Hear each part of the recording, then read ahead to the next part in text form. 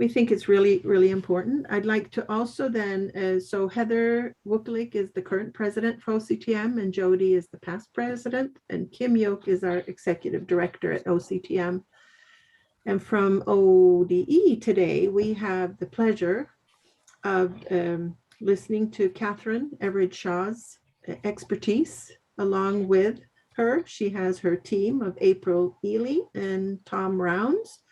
And I am Annika Moore, one of the math consultants at ODE.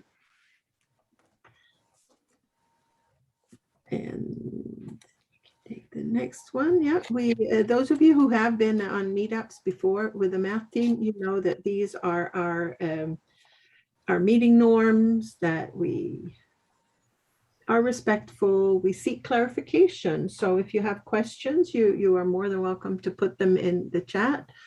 And we're not going to have time for breakout rooms today, but please keep your microphones muted. If Catherine doesn't ask you to open them up, then please engage in whatever activity she wants you to do. And with that, Catherine, I will just give it over to you, and we will be listening and learning. Okay. Annika asked me to just come today and share it's just a general overview of the Ohio Teacher Evaluation System 2.0. So basically the shifts and the revisions involved with the teacher evaluation system. We definitely will cover high quality student data, that HQSD piece. We'll kind of push that towards the end because it tends to be the one that folks do have the most questions about. April and Tom will be monitoring the chat for me while I'm sharing information. So if you can hold off on the HQSD, the high quality student data questions, till I cover that portion, that's great. But if there are burning questions that you want to go ahead and ask, you can put things in the chat all throughout, and April and Tom can respond to those, or they can stop and interrupt me if they feel like it's something that we really need to share out so that everyone can be sure to hear it. And Tom, you had a comment in the chat about which one should be looking at. I'm assuming you're talking about the documents that Annika shared for the Google Drive. In a little bit, it'll be the rubric for sure that I would like for you to have handy if you're able to. The others you can go over later. I'll cover a lot that's on them, but the rubric, if you can go ahead and have it available in just a bit. Know that the information that I'm going to go over with you this afternoon is about how OTES 2.0 would operate in a normal year. It's been a while since we had a normal year. We kind of hoped, I think, that this year would be somewhat normal, but it's not turning out to be so.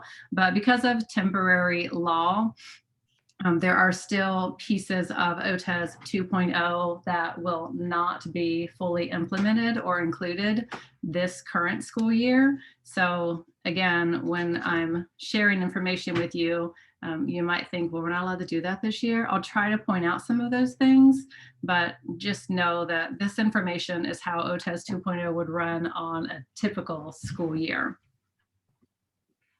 So I want to talk with you about similarities between OTES 1.0 and OTES 2.0. Then I'll talk about the shifts, mainly focus on the shifts that are involved with OTES 2.0. So we'll talk about the things that remain the same first. Who should be evaluated under OTES? The law says that it's basically teachers, and the definition of teacher is really any person who's employed under a teaching license and who spends at least 50% of their time employed providing instruction to students. So it's not really 50% of the whole school day providing instruction, it's 50% of their time employed providing instruction. Then those educators would fall under OTES and would need to be evaluated with that system. So if you have a teacher who's employed and holds a teaching license, but otherwise splits their time between a variety of responsibilities, none of which account for half of their employed time providing instruction, then that teacher wouldn't need to be evaluated using OTES. The district could elect to do so, but they wouldn't have to use OTES. They could use a different local evaluation system on that teacher if they chose to. As another example, if a district is struggling to find say a chemistry teacher. So they hire a retired teacher to come in and teach just that one period of chem and do a lab with the students, and then they go home. That teacher is instructing students 100% of the time that they're there. They come in, they instruct for that period, the lab, and then they're gone. That teacher would fall under OTES. OTES doesn't really apply to substitutes. It hasn't in the past, and it won't really with OTES 2.0 either. Are there circumstances when districts can choose not to evaluate a teacher? There are, and these have been in place again with OTES 1.0, and they've not changed. So if a teacher is board approved for retirement by December 1, the district can elect not to complete an evaluation on that teacher that year. If a teacher's been on leave for 50% or more of the school year, they can elect not to evaluate. Like the prior slide, if they're instructing students less than 50% of their employed time, they don't need to fall under OTES. And the last exception is for those teachers, it's for those resident educators for the year that they kind of sign up to take the RESA, the Resident Educator Summative Assessment. The year that they're taking the RESA, there is a one-time exemption for those resident educators, for those REs. So it's not every year that they're an RE that they can be exempted from OTES. It's just the year that they take the RESA. It's generally their third year. Sometimes though it could be their year 2 also that they might take that RESA. Timelines won't change with OTES 2.0. Generally, ETPES opened around August 1st, so Ohio ES will also generally open around that time frame. I know Ohio ES was delayed a bit this year because of coding and such that was having to happen in the system to get it ready for the temporary law and the changes that are allowed with the flexibility this year. But Ohio ES is the new online evaluation system. So if your school has moved to OTES 2.0, as most of you have, then you won't do any evaluation work in ETPES anymore. It'll all be in Ohio ES. May 1st is when all evaluations have to be completed. That's in law, so that won't change as we move to OTES 2.0. The written reports about the evaluation have to be sent to teachers by May 10. That's in law, so that will not change. And Ohio ES will close for evaluation work around the middle of June. ETPES generally closes around mid-June, so we'll continue that with Ohio ES with the new online evaluation system. The 2 laws that pertain to teacher evaluation are Ohio Revised Code, or ORC 3319.111 and 112. So just so you know, the changes that law brought about to the evaluation system, 3319.111 says that we have to include measures of high quality student data in teacher evaluations. The 111 also calls out the less frequent evaluation cycle. So most schools around the state do use that less frequent system. So if you if you earn a rating of skilled, then you're only fully evaluated every other year. If you earn a rating of accomplished, you're fully evaluated every 3rd year. So with OTES 2.0, that's in law. There were some tweaks to it, and I'll talk about those, but you can continue to be evaluated on the less frequent cycle if your district uses that option. So again, accomplished is fully evaluate every 3, skilled is fully evaluate every 2 or every other year. Both teachers need to have, all teachers need to have a professional growth plan developed annually, but accomplished teachers have a self-directed professional growth plan, or PGP, that should be based on the most recent evaluation if you were with your same district the prior year, and most recent observations. Skilled teachers should submit a jointly developed professional growth plan annually. With the less frequent cycle in OTES 1.0, lots of people call it like an off year, but it's not really an off year. So on that year that you're not fully evaluated, it was required with OTES 1.0 that there be 1 observation and 1 conference. So that one observation and one conference are still required on the year that you're not fully evaluated. But the addition that was made in law this year with OTES 2.0 was that that one conference has to include a discussion of progress on your professional growth plan. And that's because another change to the less frequent cycle with OTES 2.0 is that in order for a teacher to remain on the less frequent cycle, they have to demonstrate progress on the professional growth plan. So prior with OTES 1.0, to stay on your off year, those less frequent cycle years, teachers had to maintain student growth measures at or above average. But SGM's student growth measures are gone now with OTES 2.0. So to remain on the cycle, you have to demonstrate progress on your professional growth plan. And the important thing to note about that is that it is the evaluator who makes the determination as to whether or not adequate progress has been made on the plan. And we'll talk more about that when it comes to the professional growth plan portion of the presentation. But just be aware that the decision is made by the evaluator. And also, it doesn't say that you have to achieve the goals on your professional growth plan. The law just says you have to demonstrate progress on the plan. So that's something for you to think about when you're writing your PGP goals and the evidence indicators and such that we talk about in just a little bit. You just need to demonstrate that you've made progress on those goals in order to remain on the less frequent cycle. 3319.112 is the other law that pertains to teacher evaluation. It calls out high quality student data also, and it says that our evaluation framework, so basically the evaluation system, has to include 2 measures of high quality student data that provide evidence of student learning. And it also says that that high quality student data has to be attributable to the teacher. So when you are looking for measures, instruments that you want to use potentially as a measure of high quality student data, you want to make sure that the standards, that the skills that that instrument is measuring are attributable to you and your instruction. So if you think of giving students a pre-test, as maybe you're going to do a pre and a post, you might want to show growth with your high quality student data because that's an option. The pre-test would, if it included questions about skills and concept from last year, that's not learning that would be attributable to you unless you plan to review that information and the instruction that followed.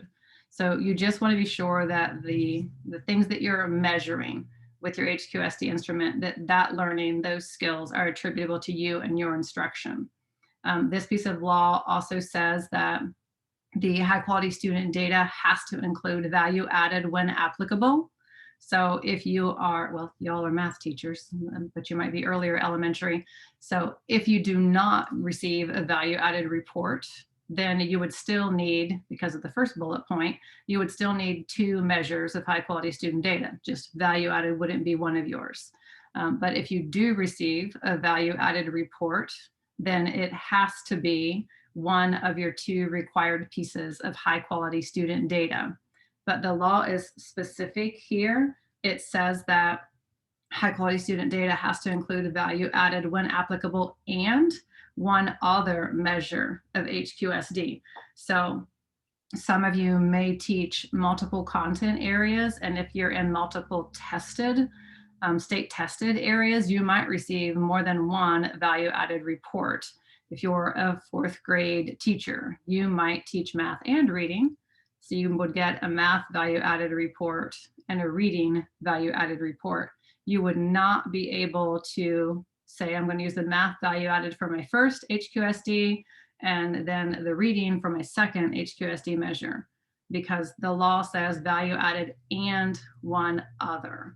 Okay. So if that's the situation at your school, and there may be several teachers at your school that might receive, 2 value added reports, we are encouraging schools to kind of make decisions about how they want to handle that. Do you want to allow the teacher to select which value added report they want to use for their HQSD measure? Do you want to require them to use a composite of the 2 value added scores? But just to think about making a decision there and then trying to apply that decision fairly to all the teachers that are in that same situation.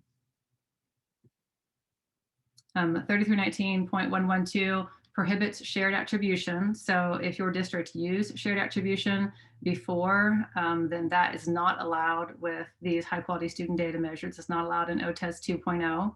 The law also now prohibits the use of student learning objectives or SLOs.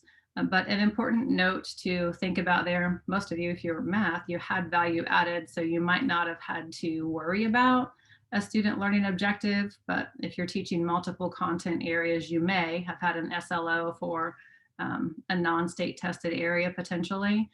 The law prohibits the use of student learning objectives. The way it's interpreted here is that it's prohibiting the whole process of student learning objectives.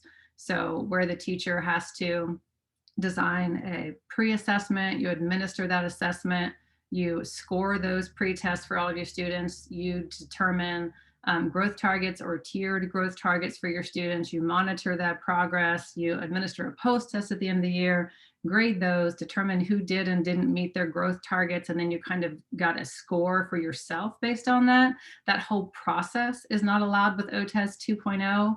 But if there were teachers who like their student learning objective instrument, your SLO assessment itself, it's possible that that SLO assessment could be submitted kind of locally and may be approved as a measure of HQSD, one of your two measures of HQSD.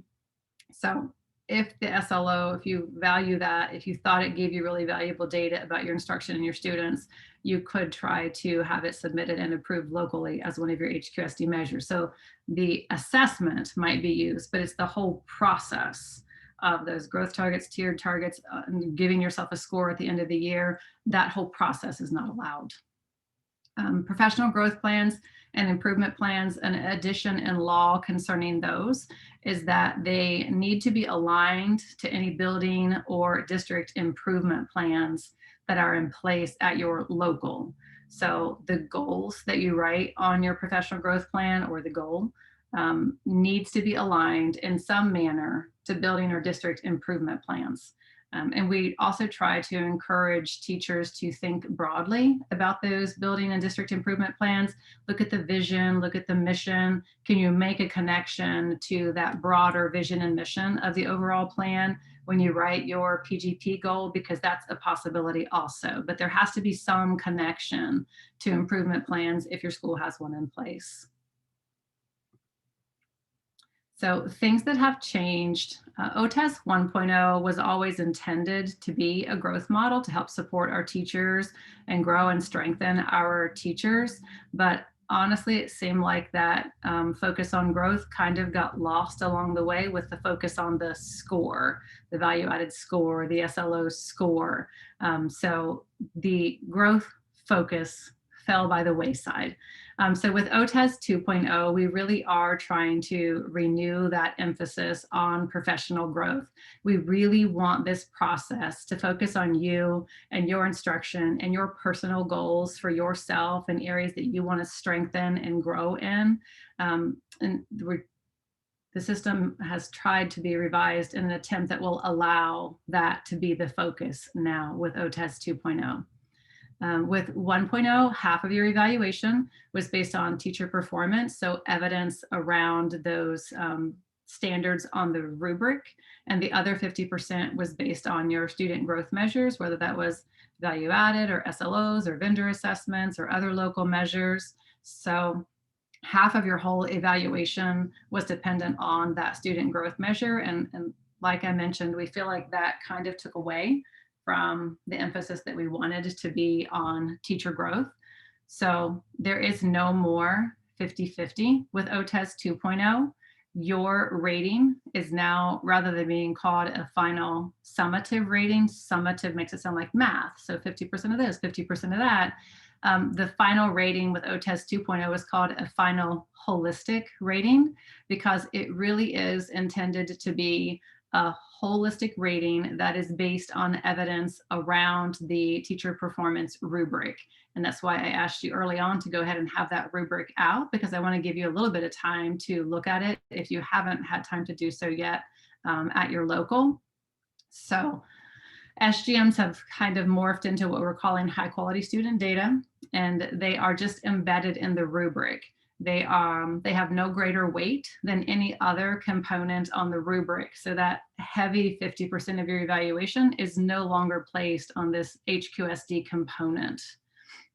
There is no alternative framework. Not very many schools around the state used the alternative framework, but there was the option to make part of your evaluation be based off of student surveys, peer evaluations, those types of things. So that alternative framework is no longer in play.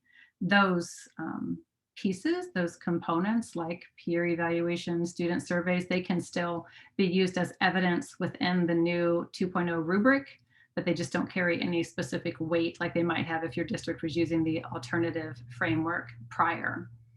With 1.0, it's required that on a full evaluation year, teachers have 2 formal observations and at least 2 walkthroughs. That's the same with OTES 2.0, but the focus of those observations has shifted a bit, and I'll talk about that more in just a few minutes. There's no longer a need to categorize teachers as A1s, A2s, Bs, and Cs because we don't have those SGMs anymore. And I already mentioned that OTES has now become Ohio ES. So again, when you're logging in to do PGPs or look at observation data from your evaluator, you want to make sure that you're going to Ohio ES, not to OTES. So it's a new online evaluation system. The login information that you used for OTES is the same login that will get you into Ohio ES, okay? So I want to take a minute because I've thrown quite a bit at you already. If you would please, in the chat box, just type one significant change that you see as we move from OTES 1.0 to OTES 2.0. And you can just feel free to make comments, good, bad, positive, negative, whatever you like.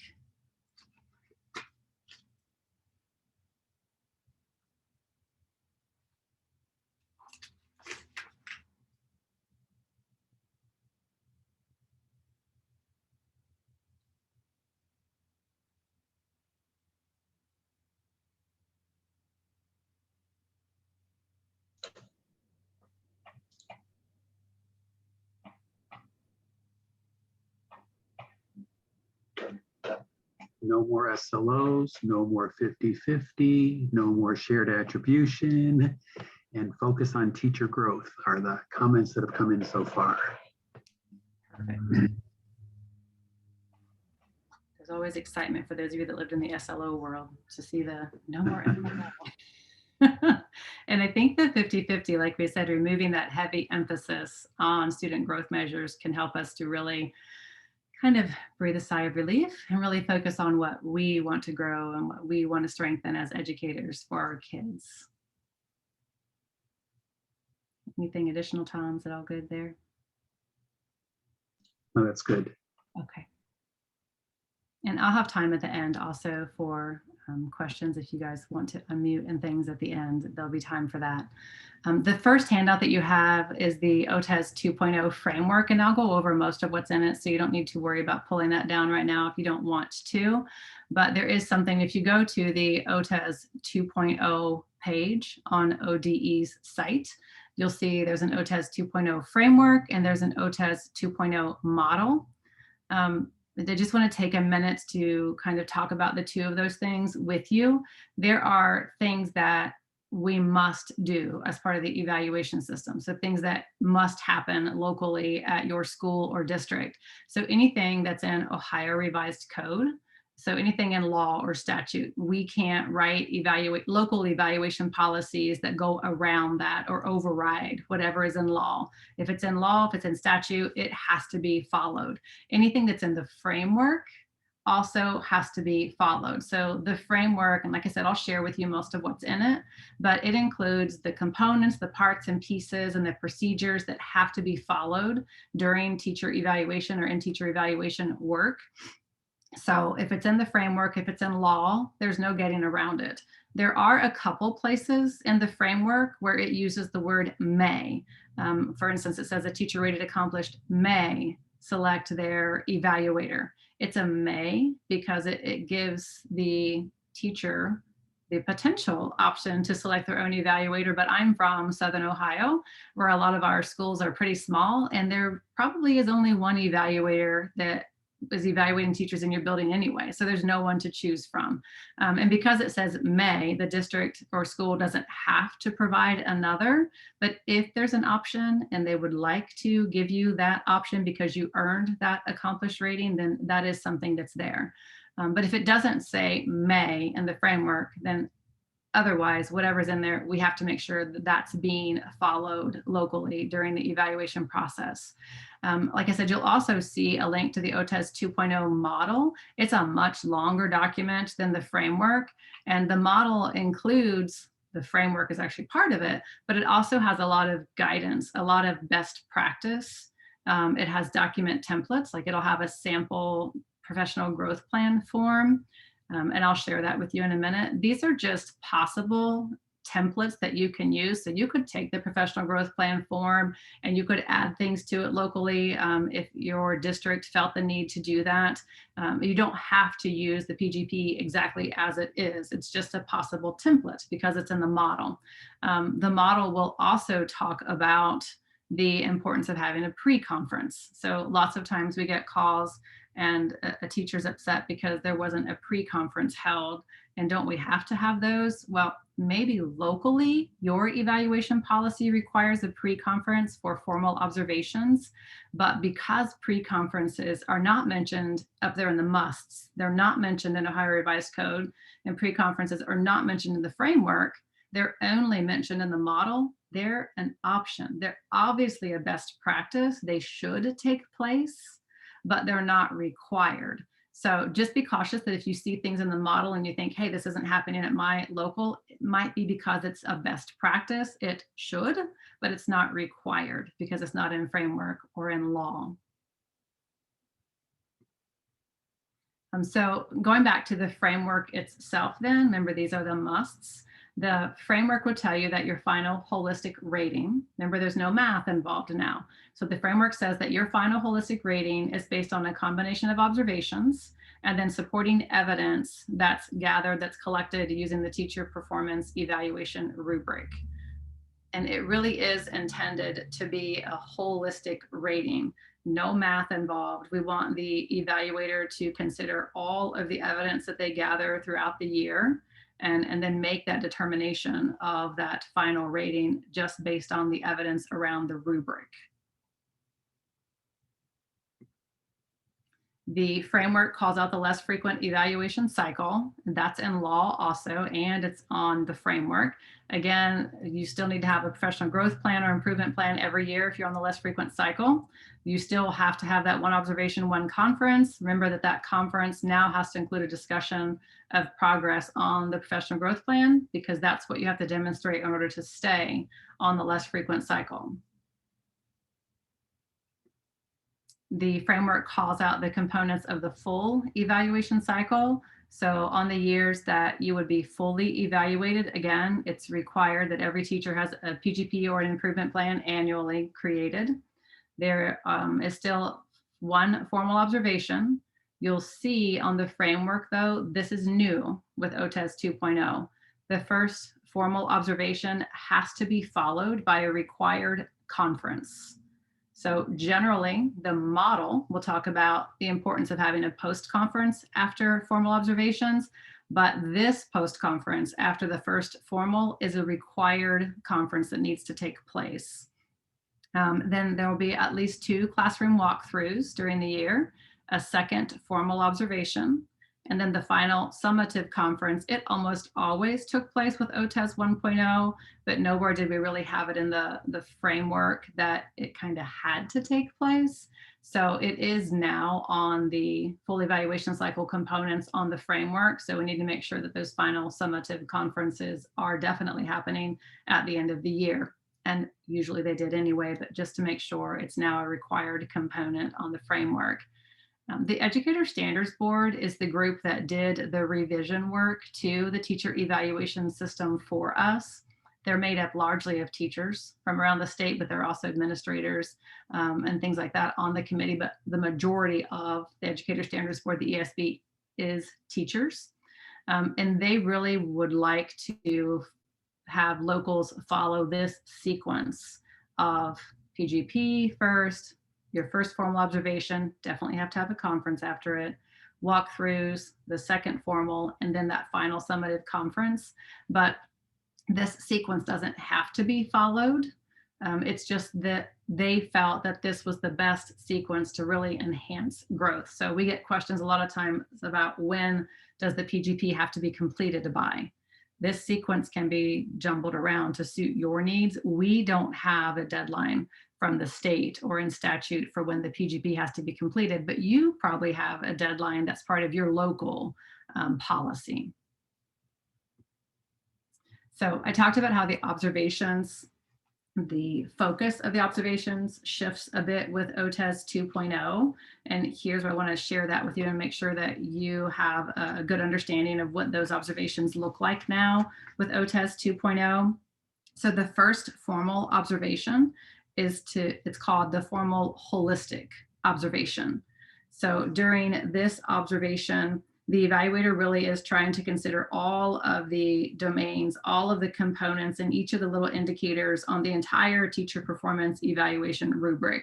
They're really trying to gather as much evidence as they can for each piece of the rubric to try to build a whole picture of the teacher that's being evaluated. And again, no one observation could possibly provide evidence for every single component, every single indicator on the rubric. So don't feel like there's pressure for them to gather evidence for every single thing there. They're just trying to gather as much as they can for as many of the parts of the rubric as they possibly can to get that whole picture, that formal holistic observation of you and your instruction and your work with students. That first holistic, remember, has to be followed by a conference. And the purpose, one of the purposes for this conference, is so that the evaluator and the teacher can determine an area or areas that'll be selected for focus for growth for the teacher. So the number of focus areas is a local decision. So how many focus areas are determined is up to the locals. The Educator Standards Board, remember the other group that revised OTES for us, they recommend, and this is in the model, so it doesn't have to be followed, but they recommend that the selection or the identification of focus areas mirror the level of autonomy that's used to write professional growth plans. So as such, teachers who are rated accomplished get to have self-directed PGPs. So ideally, if possible, we would like for teachers who were rated accomplished the prior year to be able to identify their own focus area or areas. So it should be self-directed. Teachers rated skilled get to develop their PGPs jointly with their evaluators. So we'd like to see them be able to jointly identify focus areas for the year. Teachers rated developing will be guided by evaluators, and teachers rated ineffective will have focus areas determined by the evaluator. So again, mirroring that level of autonomy with PGP writing is a recommendation, not a requirement. When applicable, because you have to have 2 walkthroughs, so when applicable, the walkthroughs that take place after the formal holistic should be focused on those identified focus areas for growth. But it does not mean that the only evidence that the evaluator can collect is on those identified focus areas, because it does say when applicable, focus on those specific areas. It's difficult for your evaluator to come in on a 10-minute or a 15-minute walkthrough or even a 5-minute walkthrough. It might be difficult for them to guarantee that they're going to see you doing work in your identified focus area. So when they can, it's great, but if not, that's okay too. They can still feel free to gather evidence on anything that they're seeing that pertains to the rubric there. This second formal observation is called a formal focused observation, and it is intended to be focused on gathering evidence that will support the teacher in their identified focus area. Again, your evaluator is not limited to only gathering evidence around the focus area, because remember, at the end of the year, he or she is still responsible for providing a final holistic rating based on everything on the rubric. So they can still gather evidence on any part of the rubric while they're in there doing that formal focused observation. But we really want to make sure, because the walkthroughs might not get it, that this second formal focused is providing an opportunity for your evaluator to see you working in that identified focus area. And that's because if we really want this to be about growth and supporting you and giving you what you need to grow and strengthen areas so that we can help our kids, then we need to make sure that the evaluator sees you doing work in that area so they can provide good feedback to you and additional supports if they're needed so that you can continue to grow in those focus areas. So another chance for you to pause and kind of process information. In the chat box, could you type, how will shifting the focus of observations help support educator growth? So what are your thoughts about the different manner that observations are taking place?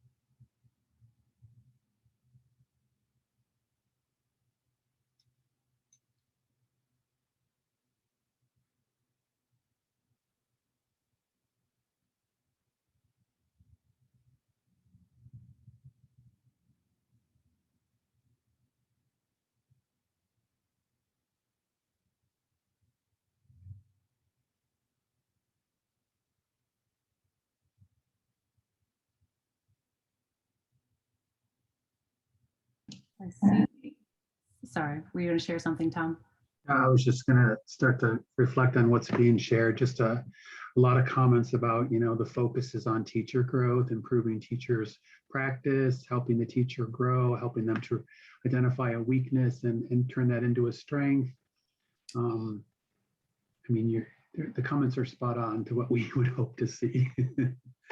And there were a couple comments, maybe more than a couple, about this allowing teachers to focus on PGP goals, and someone else said, I'm confused about the PGP versus the focus area. I'm evaluated on my progress on both of these and they're different, right?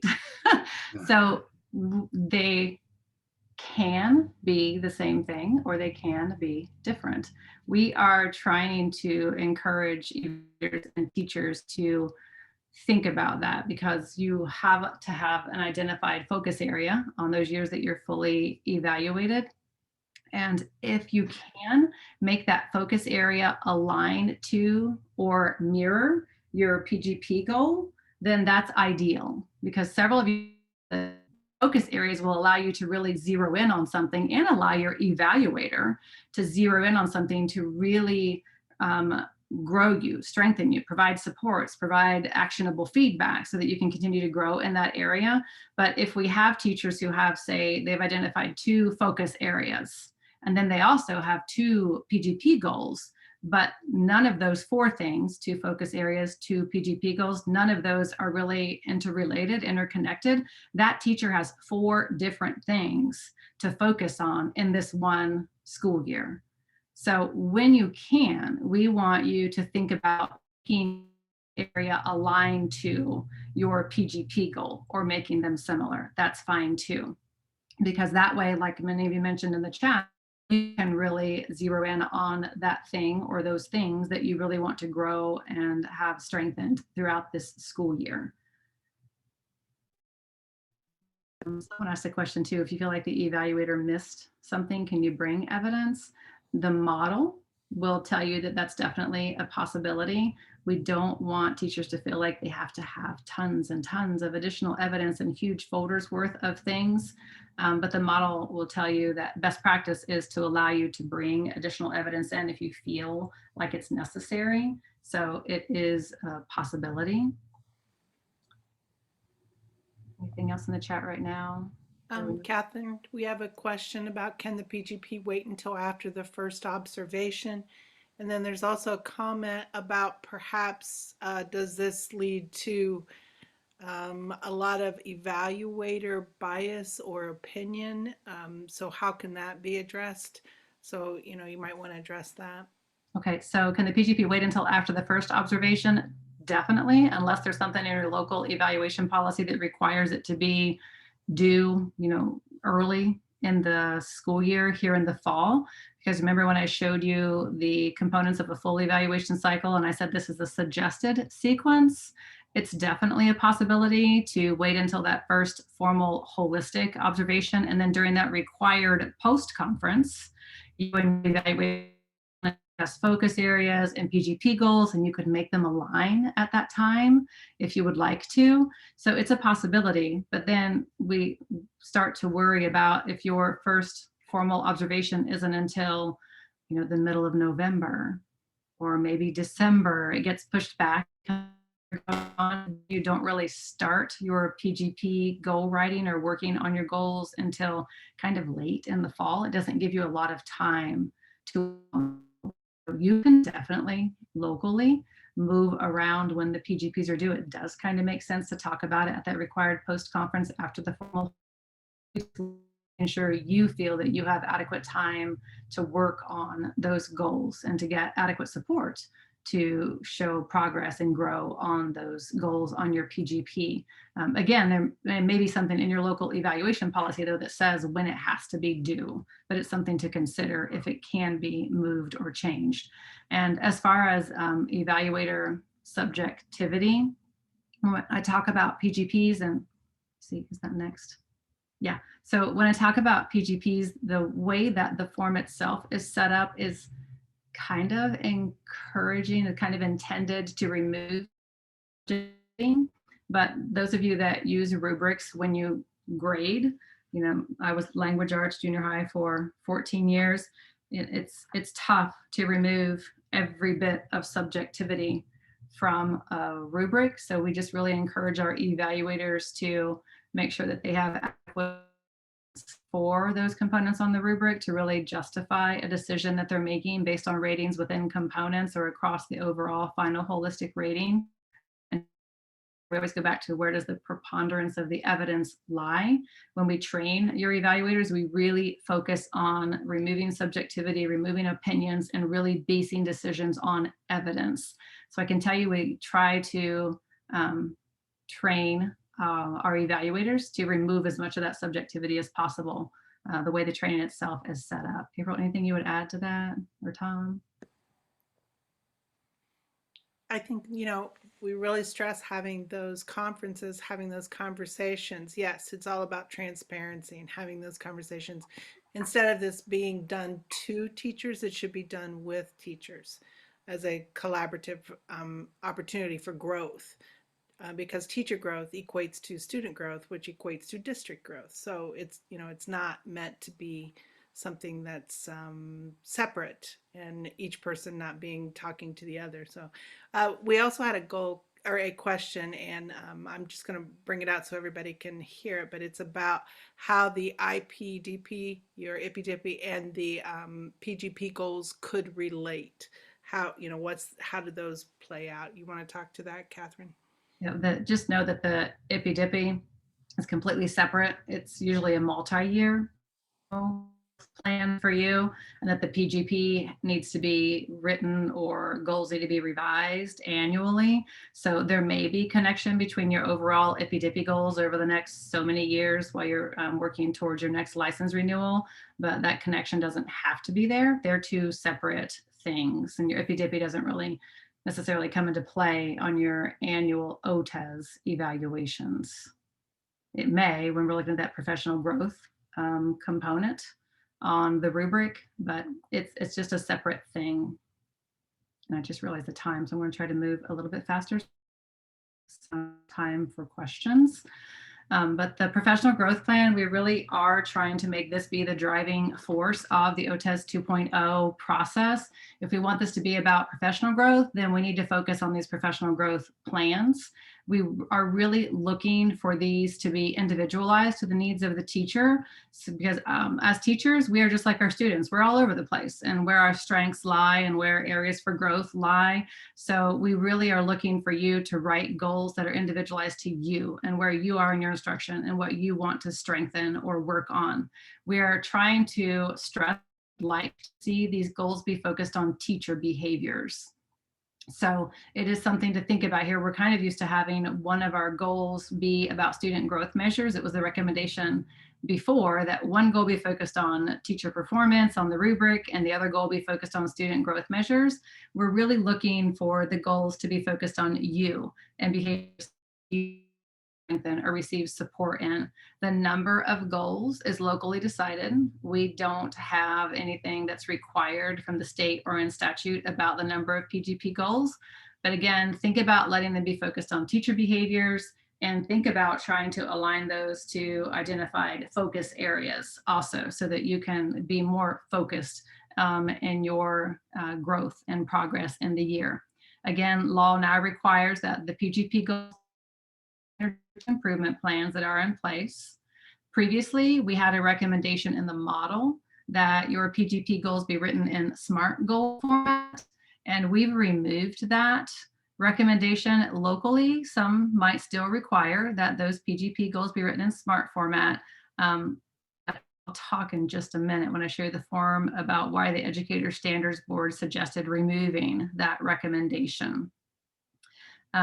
We really trying to with Plan B a living document. So within Ohio ES, if you're using the forms and systems and you're filling out your PGP on Ohio ES, we're asking that you and your evaluator not sign it or pen it until the end of the year, because we really are hoping that you will come back to this and kind of year, how am I doing? You talked about, is this a subjective process with your evaluators now? And like April said, and one of you shared, having those conversations, being transparent about where you feel like you are with progress on your PGP goals and where your evaluator feels like you are, is really important here. So really being clear and having that communication so that at the end of the year, it's not a surprise for you when your evaluator says whether or not they feel like you made adequate growth on those PGP goals. And some things that might help that to not be a surprise and to remove some of that subjectivity. Gray box that says action steps and resources to achieve your goals. So try to really devote adequate time to writing your PGP plan this year. And really thinking about what are the action steps, what are the resources, what are the supports that you feel like you need to really accomplish your goal or to make progress on your goal. And then to the right of that, it says qualitative or quantitative measurable indicators. So this column is for you to put what is the evidence going to be that you've achieved your goals or that you have made progress on your goals. And this was kind of the biggest reason, I think, and the fact that they want goals to focus on teacher behaviors, why the ESB removed that recommendation format. They just felt that some goals that a teacher might have, let's say you want to focus on your classroom climate this year, focus on increasing equitable access to resources and those kinds of things in your classroom. It might sometimes be really hard to get kind of hard and fast quantitative data around those types of things. It might be more qualitative data that you would be using as evidence here and that your evaluator would be considering to see whether or not you met those goals or made progress on those goals. So some goals sometimes might not lend themselves to that SMART goal format when we think about really allowing teachers the freedom to write goals that are individualized to you and what you want to grow in. I'm going to skip this piece so I can get to HQSD for you.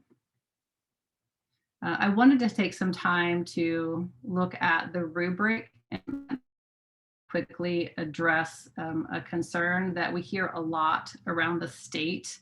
The first thing that I was going to ask you to really do is look at the skilled column on the rubric and look at the accomplished column on the rubric and really kind of bounce back and forth. for each of those components and really think about what are accomplished teachers doing with OTES 2.0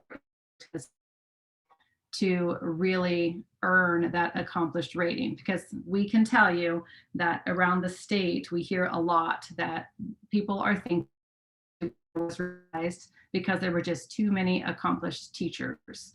And they just don't want people to get an accomplished rating anymore. And we can tell you that that really is not the intention here. With revising OTES 2.0, the revision really was to bring it back to focusing on our teachers and growing and strengthening our teachers. So when you look at the skilled and the accomplished columns, there are some things that will jump out at you. The Educator Standards Board, remember, they're the body that did the work for us and revised this rubric. They really feel that to be accomplished, to step outside of their classroom, right? You can be a rock star in your classroom. Your kids are knocking State Park out of the test. You're getting those value addeds every year. You're doing great things in your classroom, and you are a fantastic, skilled teacher. Honestly, if every teacher across the state were skilled, we would all be thrilled. Every parent would be thrilled to have their students in your classroom. Skilled really means you are highly skilled in what you're doing. That's our expectation level. So accomplished teachers need to go above and beyond that expectation area. So the Educator Standards Board felt that if you weren't stepping outside of your room and sharing the great things that you're doing with others in your building, in your district, then they're maybe not reaching that accomplished level. So that was one of the big things that separates skilled and accomplished. Another really is trying to think about knowing your students at that individual level. So skilled teachers, naturally, we group our kids, you know, with those that are struggling, those that are more advanced, but those accomplished teachers really know their students at the individual level and are making accommodations, modifications, planning for enrichment for those, or reteaching if necessary for our students based on that knowledge of them at that level. These are descriptors for the 4 performance levels that can be used to kind of help you understand the difference between skilled and accomplished. But high quality student data, just know we have lots of questions around the state about what does this look like? What can I use? Remember that value added, if you have it, has to be one of your 2, but it can't be both if you have 2 value added reports coming in. But the intention with high quality student data really was to make this piece of the evaluation process a more authentic part of what you're doing every day. We want teachers to be able to use instruments that they value, instruments that they feel provide them with valuable data about their instruction and their students' learning. If we really want this whole process to be about professional growth, we need teachers to see the data as meaningful to them and truly reflect on it and reflect on what it tells them about their own instruction and their students. If they don't have that connection to the data, if they don't see it as meaningful to them or their students, this whole process might just become nothing more than a matter of compliance. And we lose out on that opportunity to grow our teachers so that we can, in turn, better support our students in their learning. So we really are looking for teachers to have a bit more say in what they can use as measures of high quality student data. And Annika, I see your comment. Do you generally finish at 4:30? Yes, we generally do. Okay, would you like for me to go ahead and stop here and let you share? Yeah. So I'll put the slide deck that you sent to me into the folder. Okay. And that way everybody who has access now to the folder will get to it. But I would like to share and really tie this to math while I have people here. So I will see how I can do that right here. If we look at, can you see my screen or no? Yes. You can see it. Okay. So if we look at the effective math teaching practices and then hand in hand with the rubric, we're supposed to establish math goals implement tasks that promote reasoning and problem solving in the kids, use and connect math representations, facilitate meaningful mathematical discourse, pose purposeful questions, build procedural fluency from conceptual understanding, support productive struggle in learning mathematics. That's the number 7 there is really important for evaluators to know that we are expecting teachers to support the kids in their struggle, but not to lead them through the struggle, right? And then, of course, elicit and use evidence of student thinking. If we then tie that to our standards for math practice, where these are standards that we are as teachers also supposed to allow the kids learning opportunities for. So these are standards, just like adding up 2-digit numbers. These are also standards that we are supposed to give the kids the opportunity to learn. And when I looked at that, and then I look at the rubric. So we demonstrate content knowledge as teachers. We use questioning techniques to engage students in higher level creative thinking and stimulate student-to-student interaction. These are taken right off of the OTES rubric, and I'm like, this is math. Give students opportunities to engage in self-assessment, reflect on their own strengths and challenges, consistently anticipate individual students' confusion and misconceptions, but that doesn't mean that we give them the correct answer. Rather, we help them through that struggle and give them tasks that will lead them to understanding. We are primarily, as teachers, a facilitator.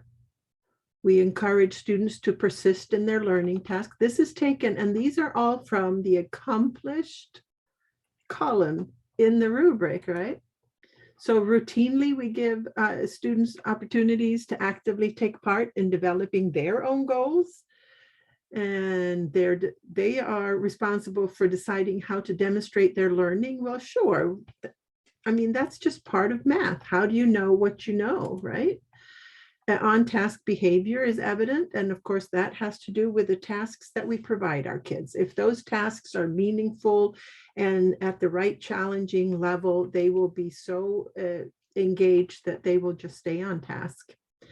And consistent evidence of rapport, all of these words that are in the rubric, in the highest level of OTES, are things that we also wish to see, of course, in every math classroom. The teacher intentionally and strategically selects or develops and uses multiple assessments. So not just one assessment, and we have to look at the purpose of the assessments, not an assessment just for an assessment. Is the assessment really measuring that what we want it to do? And if we look at sitting at ODE, if we look at the state assessments, we have to remember the purpose of the state assessments. And I always tell math teachers, before your kiddos go sit and take the state test, I'm expecting you to know what they do know and what they don't know. The state test should not be the thing that tells you that.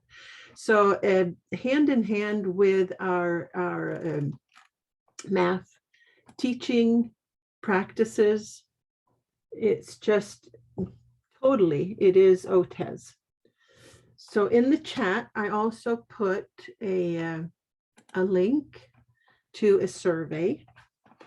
And for those of you who wish to have a certificate of participation of this learning that we got from Catherine, when you fill out your email address, we will send you a certificate for this hour. And I would like to, from our math team, thank Catherine so much for preparing and for sharing. There's a lot to OTES. There is an opportunity for you in the survey to say, we want more of Catherine, or we want more of something else and how we can do it better.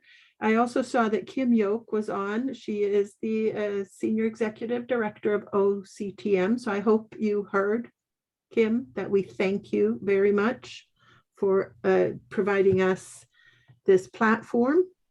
OCTM is glad to do that. Yes, Annika, thanks to Thank everybody you. for participating this afternoon. Yes, and then I'd like to do a shout out. Over the month of October, OCTM has their annual conference. It is in the evening time. If you have not registered as a math teacher, you really should. They have some fantastic sessions. And if you're just interested in what other teachers are doing in their classrooms, and you're not in the classroom, please register and go to their annual conference. It can't be easier than sitting at your computer watching. Our math team at ODE is also preparing a session in November that will pertain to math, but will be such that those of you who have gifted endorsements and gifted licenses will be able to use those CEUs, because we have the correct people presenting at that time. I believe it's November 15th, but you should sign up for alerts, for math alerts, and you'll get all that information. We are also planning on starting in the end of November and December, and then going throughout the spring, a series with a session around each and every one of the math practices. So we are going to really dig deep into the math practices one at a time, and try to help better the understanding of what those math practices entail. Annika, again, I'm sorry, everyone, that I was long-winded and didn't get to the high quality student data piece. And someone already said, what if you have questions? I want to be cognizant of your time, so I'm going to hang out. If you have questions, my email, April's and Tom's, are on the presentation. You can email us. We can set up meeting times with you. Our personal cell phone numbers are all over ODE's web pages. You can call us, you can text us. We are here to support you and help you in any way that we can. So I'll hang out for a few minutes if you want to talk. Otherwise, feel free to reach out to us. Okay, yeah, that would be great. So again, thank you, Catherine, April, and Tom for being in the background there, helping out. But thank you, Catherine, for the time that you have taken to prepare this for us. And thank you, everyone, for coming.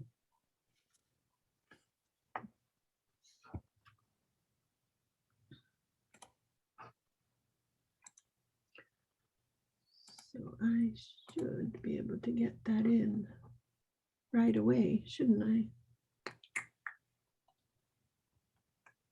Yeah.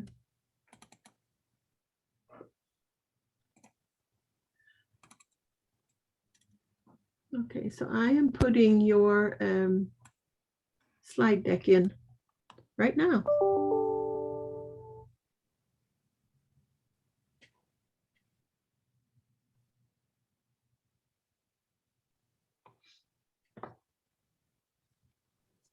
Oh, Robin Phillips is here. I didn't see Hi, you. Annika. I was going to ask, are your slides included with Catherine's? My two slides there? Oh, No, no. the slides that you had making a connection, because someone has asked if yours will be included as well. Well, of course they can be. I will drop them in there also. That's how quick it goes. Wonderful. Thank you. Yes. And then I was thinking maybe we could also make a link to the recording in there, even though we will be posting the recording also. Thank you for asking. There, they should both be there. If anyone has HQSD questions or you're hanging out for that, you can unmute and talk to us. Yeah.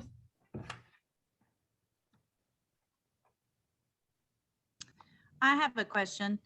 So my school is real big on that we can use the ACT as one of our tests, but I'm just not sure, am I just supposed to do that in my own classroom with like a pre-ACT and a post-ACT, or am I supposed to use actual scores when they take it with the state? So it is actually pre-approved as a measure of high quality student data, and we don't have an official answer on that yet, because like it said that the HQSD needs to be attributable to you. And, you know, feel like sometimes that's cumulative, the learning that's on that. But if you're going to use it,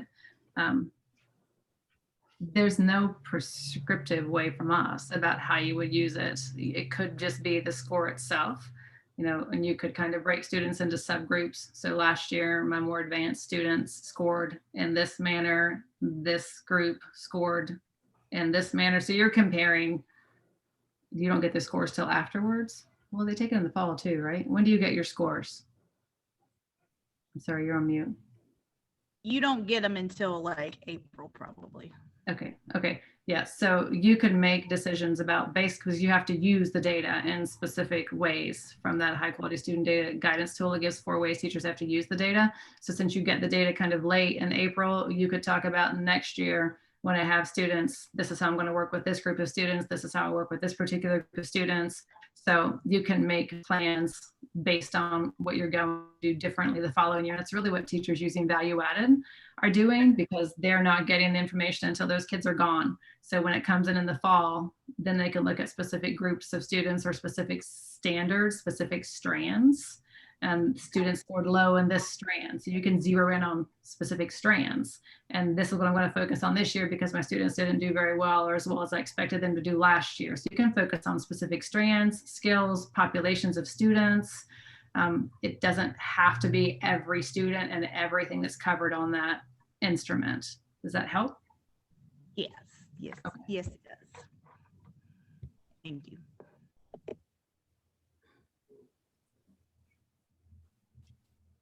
Any more questions for Catherine? Do you have a resource list of suggested things that we can use for the highly qualified student data? So things that are pre-approved, how we had the approved vendor list. On that, there's a column for things that are also approved as a measure of HQSD. So you could look at those, but not every district has the money to pay for those vendors. And then again, we want teachers to use something that they place value on. So, I-Ready might be approved as a measure of HQSD, but do the teachers really feel like that's reflective of their instruction and their population of students? So there's that approved list that has a checkbox for things that are pre-approved for HQSD. But really, we want people to think, we talked about this today, don't make this harder than it is, right? We want this to be authentic. Our teachers are testing our students all the time. They're measuring student learning and their impact, how did I do today, on students all the time. So really look at things that are already in place. What can I use? I already have all kinds of things. Tom said it earlier today. Which two? Not, oh my gosh, I need 2 measures, but how about which 2 out of all of them that I have do I want to pick from? Again, they have to make sure they're looking at those list of criteria on that HQSD guidance tool. It's one of the documents there. The instrument might need to be tweaked to make sure it meets the criteria and gets approved locally. But we really want teachers to think about, this isn't meant to create more work for you. We really want to make this more of an authentic part of what you're doing every day. So it could be things like quarterly assessments, benchmark assessments. It could be performance tasks, portfolio projects, project-based learning, things that teachers are already using. If they can build from those, that's ideal.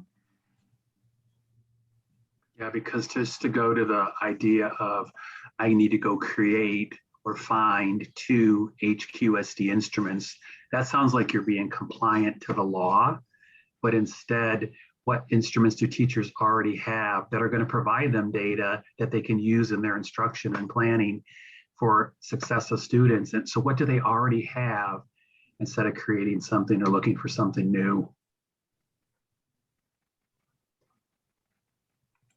Off my soapbox.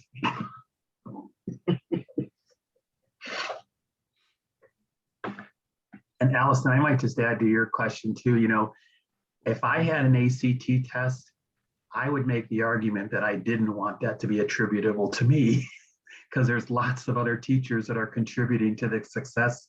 It would be hard to say what my piece and my part was.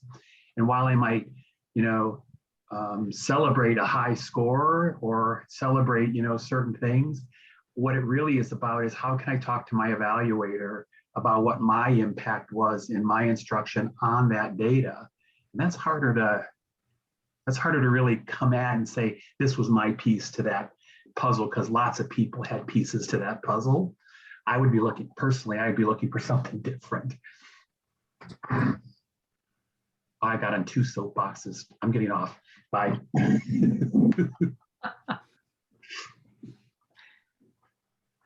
No, really, I'm getting off. Bye. No.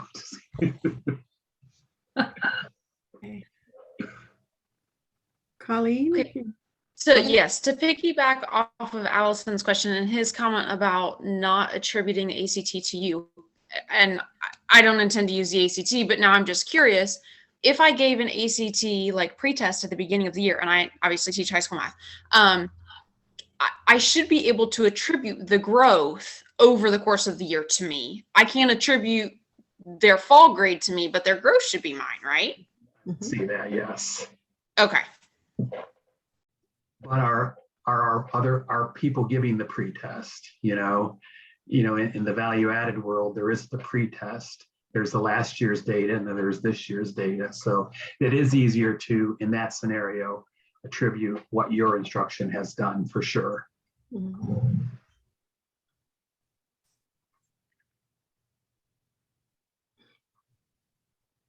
Okay, if there are other thoughts, again, our contact information is out there, so just feel free to reach out to us as you guys talk about this locally and work through this. We're happy to help.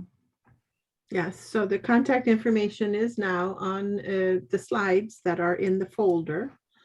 I could post that folder again so that you don't have to look for it, but I have found that if I just go to shared with me in my drive, I always find it. There we go. There it is again. So now both mine and Catherine's PowerPoints are in there. Catherine's is as a PDF. Mine is just the PowerPoint. I didn't make it a PDF. It's just cut right out of the rubric, basically. So, and OTES people, all of us, we are an email away only. So never hesitate. I saw somewhere in the chat that somebody thought they had a stupid question. There is no such thing, right? So send us an email. We are, for the most part, pretty good at responding. So thank you very much for your time this afternoon. And we hope to see you again in our future meetups. And please share your thoughts about how we can improve in the participant survey that's there as well. Thanks, everyone. Take care. Thank you.